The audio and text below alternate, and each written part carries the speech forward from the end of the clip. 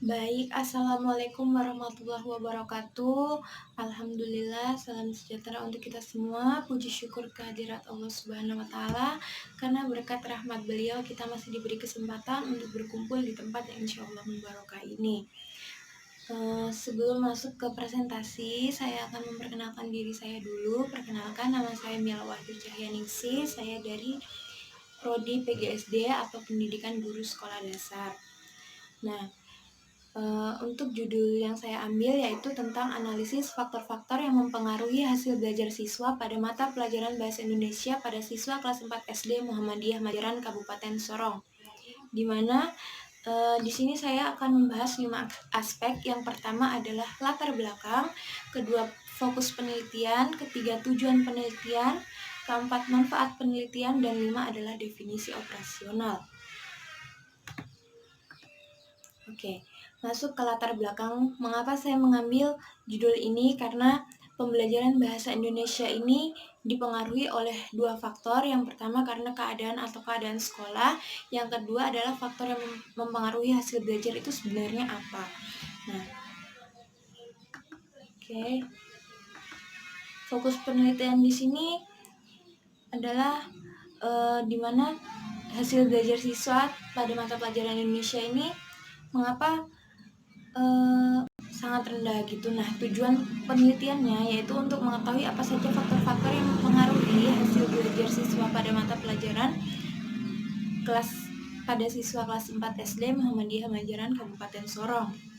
Nah, masuk yang kelima, manfaatnya. Manfaat teoritis yang diharapkan ini hasil penelitian ini dapat dijadikan referensi bagi guru dan pihak sekolah guna mengetahui apa saja sih faktor yang mempengaruhi hasil belajar siswa pada mata pelajaran Bahasa Indonesia.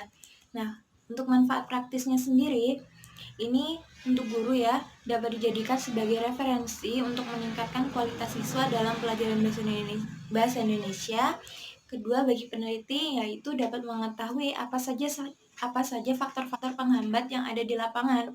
Dan bagi siswa sendiri, ini dapat meningkatkan semangat belajar bagi peserta didik agar lebih menjadi baik. Definisi operasional, pengertian analisisnya. Jadi analisis ini adalah sebuah aktivitas yang memuat sejumlah kegiatan seperti mengurangi, membedakan, memilah sesuatu untuk digolongkan dan dikelompokkan kembali menurut kriteria tertentu, kemudian dicari kaitannya dan ditafsirkan maknanya. Sedangkan pengertian belajar sendiri ini dimaknai sebagai proses perubahan tingkah laku sebagai hasil interaksi individu dengan lingkungannya. Oke, lanjut.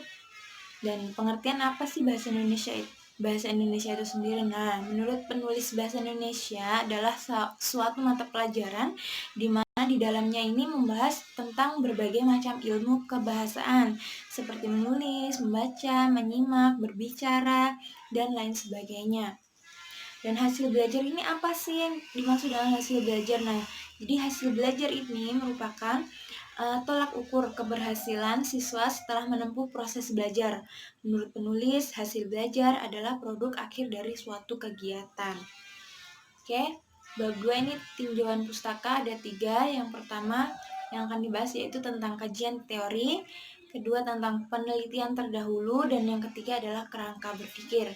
Masuk ke yang pertama yaitu tentang kajian teori, di mana kajian teori ini adalah membahas tentang analisis, belajar, dan pembelajaran. Jadi apa sih yang dimaksud dengan analisis? Nah, analisis ini adalah aktivitas yang memuat sejumlah kegiatan seperti mengurangi, membedakan, memilah sesuatu untuk digolongkan dan dikelompokkan kembali menurut kriteria tertentu, kemudian dicari kaitannya dan ditafsirkan maknanya.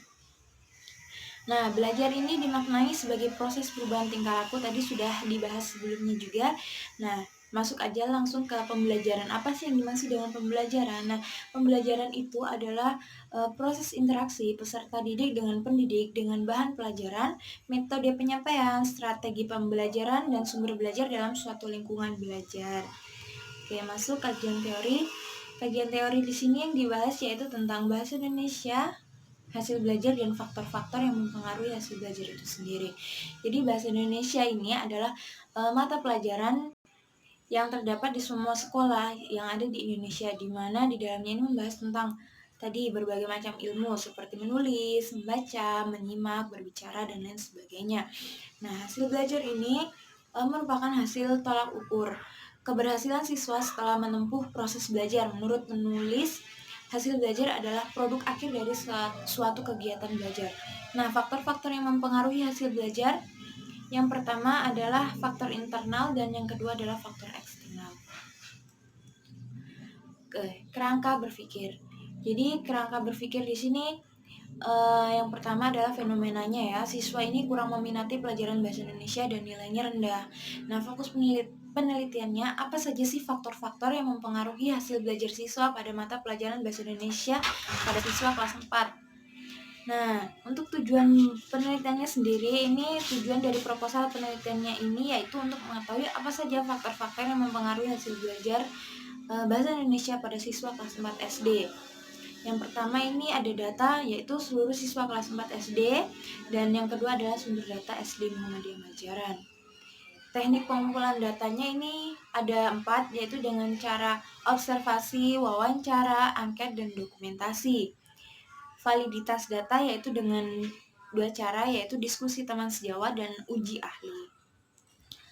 Oke, masuk ke bab 3, metode penelitiannya. Metode penelitiannya di sini ada 7. Yang pertama yaitu dengan jenis dan pendekatan penelitian, kedua dengan waktu dan tempat penelitian, ketiga subjek penelitian, keempat data dan sumber data, 5 teknik pengumpulan data, dan yang keenam validitas data, dan yang terakhir adalah teknik analisis data. Nah, jenis dan pendekatan penelitian, apa sih yang dimaksud dengan jenis penelitian? Jadi jenis penelitian ini yang digunakan dalam penelitian adalah penelitian kualitatif. Menurut Sugiono, penelitian kualitatif adalah penelitian yang digunakan untuk meneliti pada kondisi objek alamiah di mana peneliti merupakan instrumen kunci. Nah, pendekatan dalam penelitian ini adalah pendekatan lapangan atau field research. Dalam pendekatan lapangan ini, peneliti akan berangkat ke lapangan untuk melakukan pengamatan, baik pengamatan tentang proses belajar mengajar, kondisi di sekolah yang akan dijadikan tempat, serta mengamati hal-hal yang penting berkaitan dengan apa yang menjadi bahan penelitian itu sendiri. Oke, masuk. Waktu dan tempat penelitian. Waktu penelitiannya akan dilaksanakan pada bulan Maret sampai bulan April 2020 dan penelitian akan dilaksanakan di kelas 4 SD Muhammadiyah Majaran, Kabupaten Sorong. Oke, subjek penelitiannya di sini subjek yang akan diteliti dan terlibat dalam penelitian ini adalah guru atau wali kelas 4 dan seluruh siswa kelas 4 SD Muhammadiyah Majaran, Kabupaten Sorong, Provinsi Papua Barat. Data dan sumber data. Data yang akan kami ambil dalam penelitian ini merupakan data faktor-faktor yang mempengaruhi hasil belajar bahasa Indonesia pada siswa dan siswi kelas 4 SD Muhammadiyah Majaran, Kabupaten Sorong, Provinsi Papua Barat. Sumber datanya dalam peneliti ini adalah wali kelas 4 dan seluruh siswa-siswi kelas 4 SD Muhammadiyah Majaran, Kabupaten Sorong, Provinsi Papua Barat. Teknik pengumpulan datanya ini dengan 4 cara, yaitu tadi dengan teknik observasi, wawancara, angket, dan dokumentasi. Nah, validitas data yaitu dengan diskusi teman sejawat dan uji ahli. Teknik analisis data sendiri ini adalah teknik analisis dalam penelitian berupa analisis deskriptif, yaitu suatu teknik untuk mengungkapkan dan memaparkan pendapat responden berdasarkan dari jawaban instrumen peneliti yang telah diajukan peneliti. Oke, baik, demikian presentasi yang dapat saya sampaikan. Mohon maaf apabila ada kekurangan, dan bila ada yang salah bisa dibenarkan oleh penguji. Terima kasih. Wassalamualaikum warahmatullahi wabarakatuh.